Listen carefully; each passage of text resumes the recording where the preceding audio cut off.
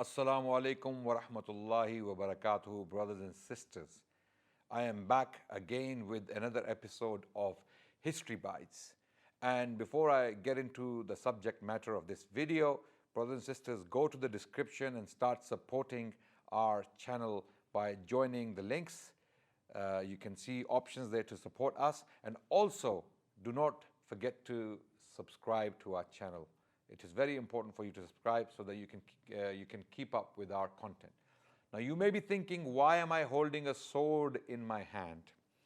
This is a real sword in my hand. It is an antique sword. And you may be thinking, what is Adnan Rashid doing holding a sword in his hand in a video?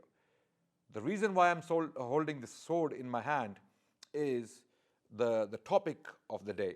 The topic of the day is, was Islam spread by the sword? This is a very common question, repeated often in histories and news channels and propaganda reports, and anyone who talks about the history of Islam, especially Islamophobes, they use this accusation that Islam was somehow, as a faith, spread by the sword. Now, let's see what historians, prominent historians, accomplished historians have to say on this topic. One of them is Professor Thomas Arnold, who authored a book called Preaching of Islam. On page 134 of his second edition, he states, "Of forced conversion or anything like persecution in the early days of the Arab conquest, we hear nothing. Indeed, it was probably in a great measure their tolerant attitude towards the Christian religion that facilitated their rapid acquisition of the country." So Professor Thomas Arnold is saying that we do not see anything about forced conversion or the use of the sword in the early days of Islam when Muslims are conquering lands.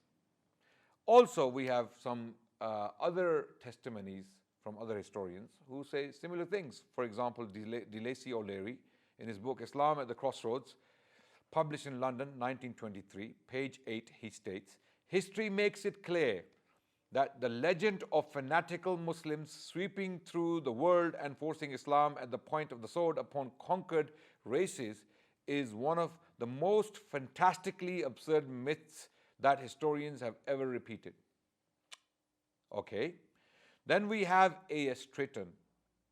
In his book Islam, published in London, 1951, page 21, he states, "The picture of the Muslim soldiers advancing with the sword in one hand and the Quran in another is quite false." Okay, let's move on to Lawrence E. Brown.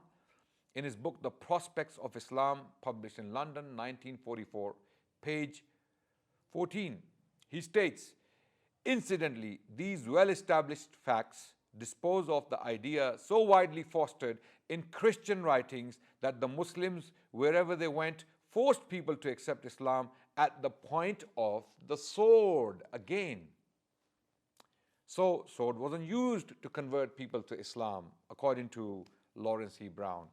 Then we move forward to Hugh Kennedy. Hugh Kennedy, in his book The Great Arab Conquest, published in London in 2008, page 50, he states, "The Quran certainly provided scriptural support for the idea that Muslims could and should fight the unbelievers, but at no point does it suggest that they should be presented with the alternatives of conversions or death." Amazing. Then we move on to another historian, Michael Bonner, in his book Jihad in Islamic History, published by Princeton University Press in 2006, page 89 to 90, he states, "To begin with, there was no forced conversion, no choice between Islam and the sword. Islamic law, following a clear Quranic principle, put down in chapter 2, verse 256, prohibited any such things. Dhimmis must be allowed to practice their religion."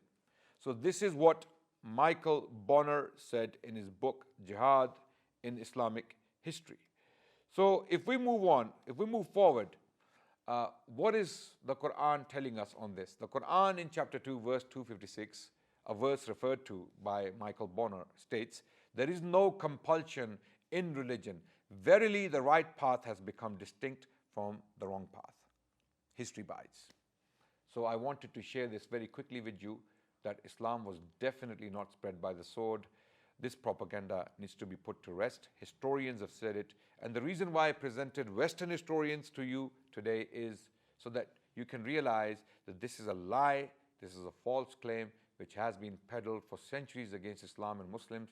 It needs to be put to rest. Thank you so much for listening. Subscribe to the channel.